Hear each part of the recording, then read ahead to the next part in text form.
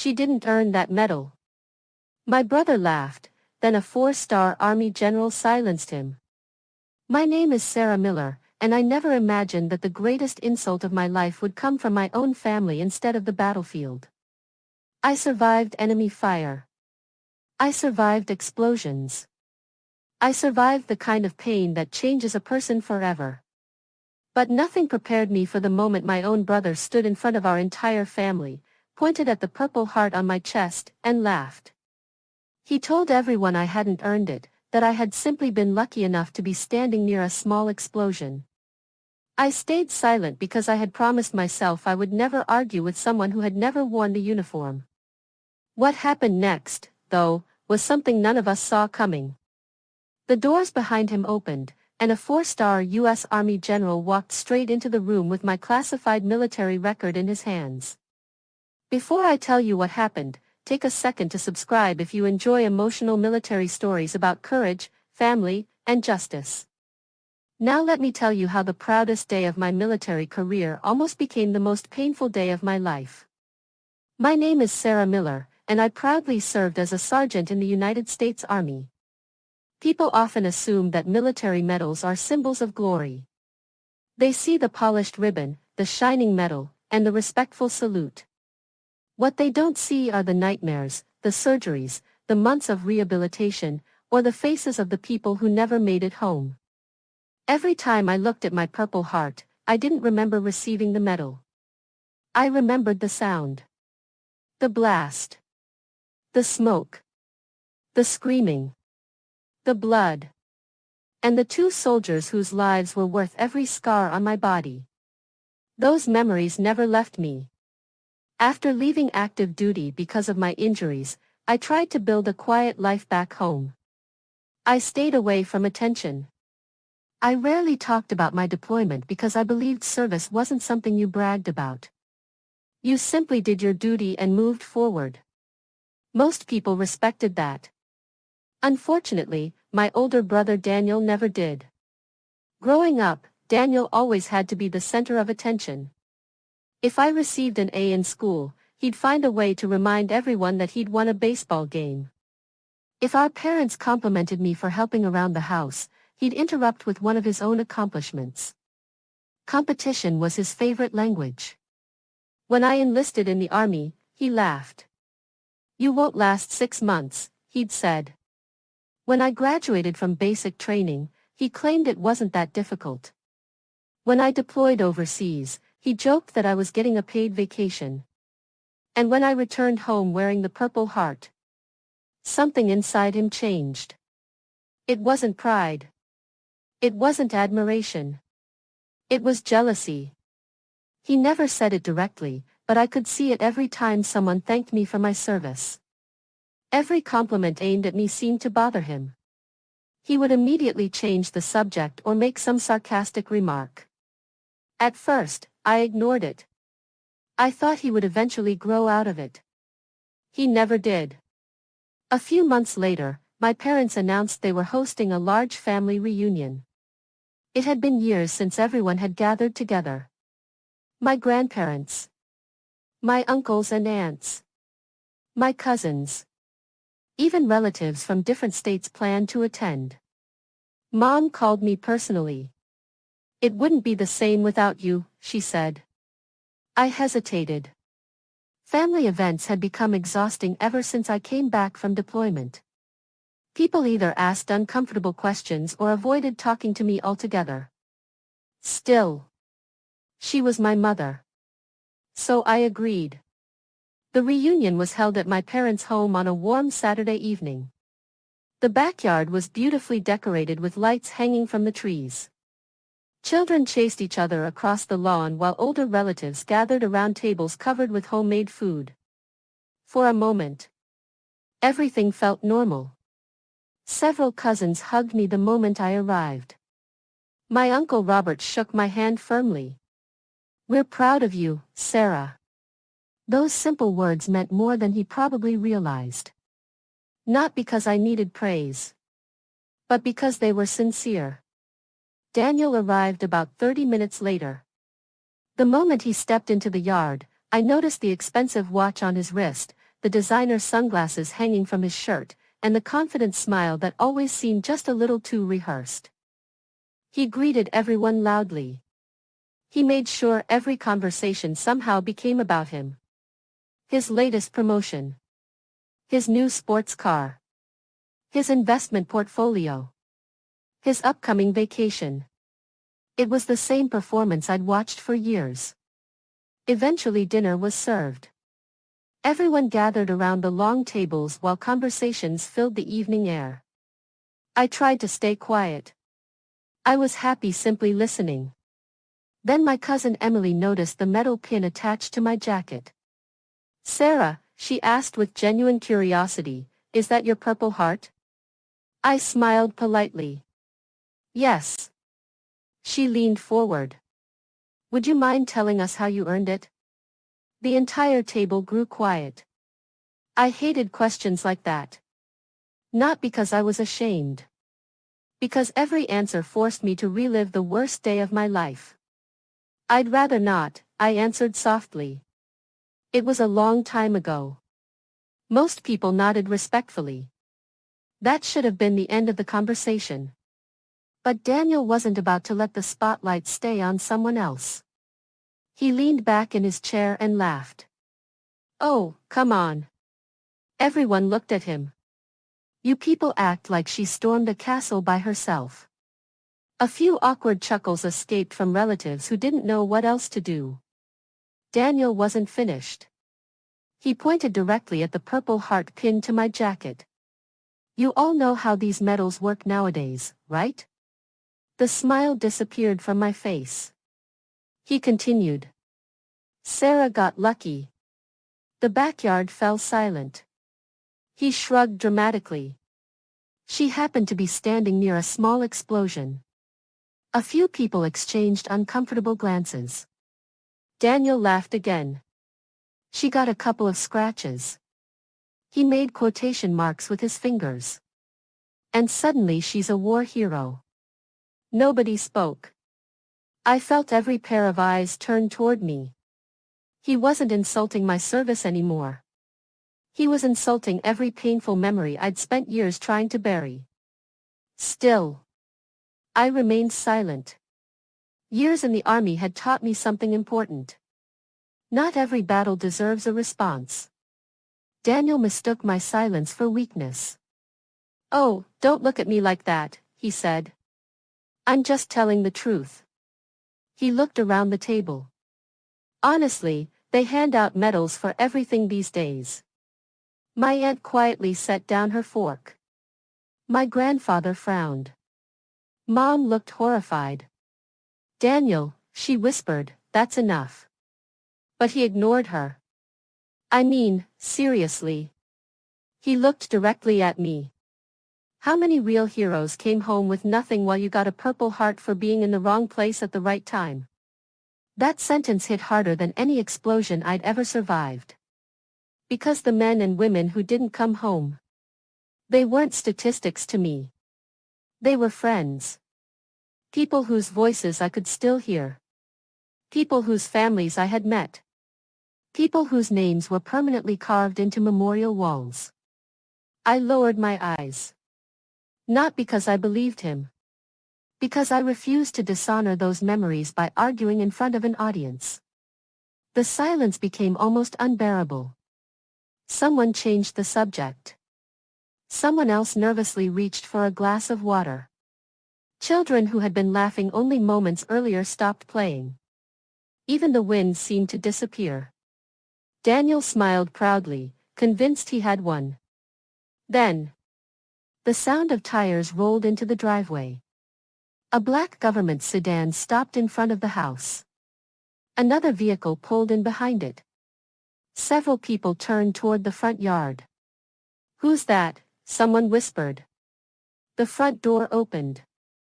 Heavy footsteps echoed through the hallway. Then the entrance to the dining hall slowly swung open. Every conversation stopped instantly. Standing in the doorway was a tall man in a perfectly pressed U.S. Army dress uniform. 4 silver stars gleamed from his shoulders. His ribbons covered nearly half his chest. His posture was flawless. His expression was calm, disciplined, and unreadable. No one moved. No one even seemed to breathe. I recognized him immediately. General William Thompson.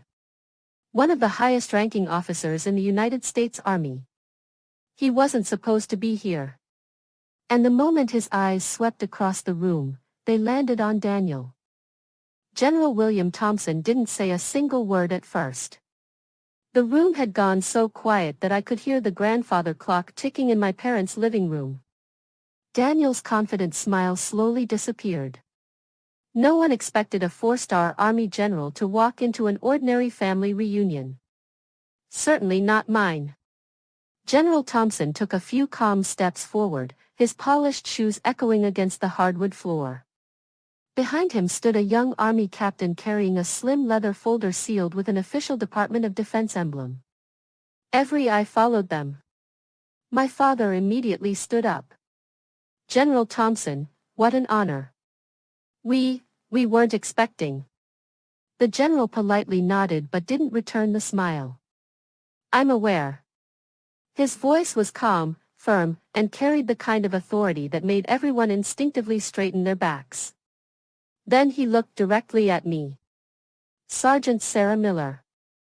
Without thinking, years of military training took over. I stood. "Sir." He returned a respectful nod. "At ease, Sergeant." Only then did he slowly turn toward Daniel. "I believe," he said evenly, "I arrived just in time." Daniel swallowed. "I'm sorry, General, I don't understand." "Oh, I think you do." The captain stepped forward and handed the general the leather folder. General Thompson opened it carefully. This contains Sergeant Sarah Miller's official military record. Daniel forced a nervous laugh.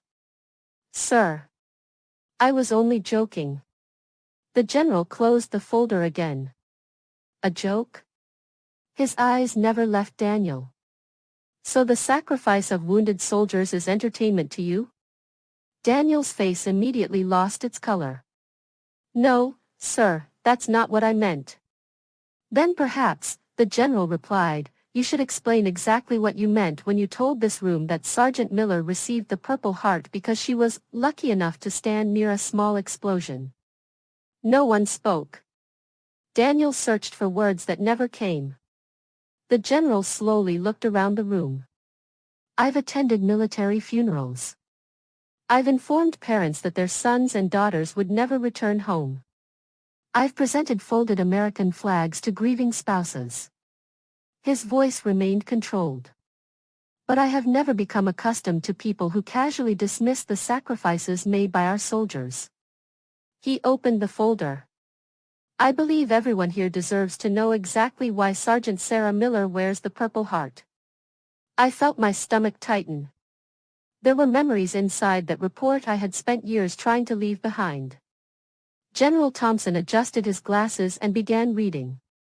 Operation Iron Shield. Classified Mission Area.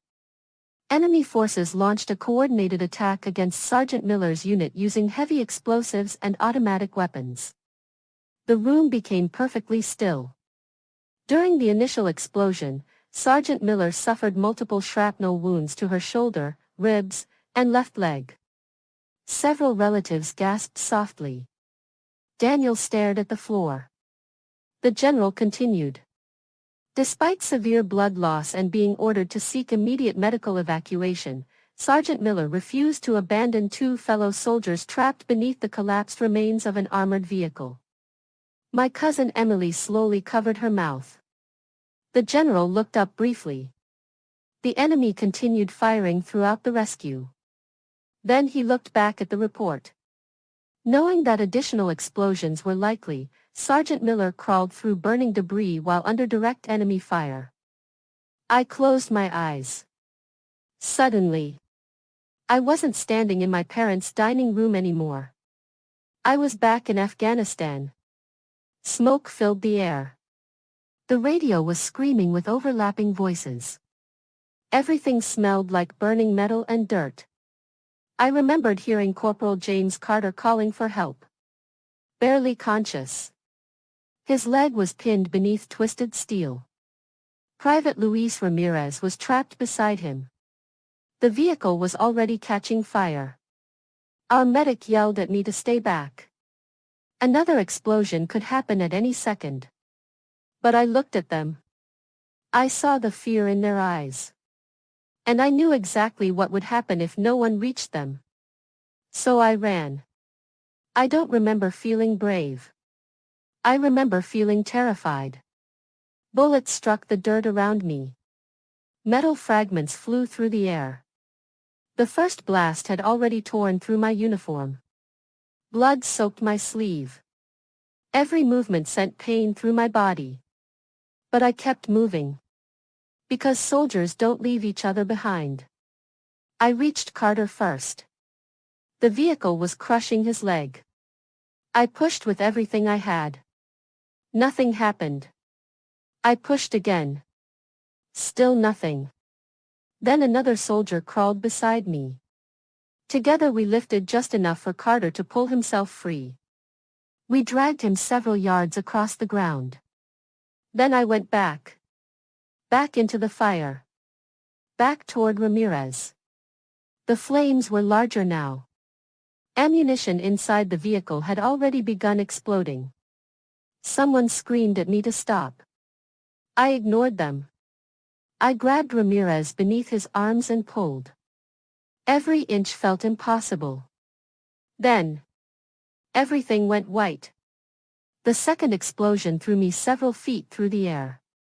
That was the last thing I remembered before waking up in a military hospital. General Thompson's voice brought me back. Medical reports confirm Sergeant Miller underwent multiple surgeries following the incident. He paused. The injuries she sustained permanently ended her combat career. The room remained silent. No one dared interrupt. Then he read the final paragraph.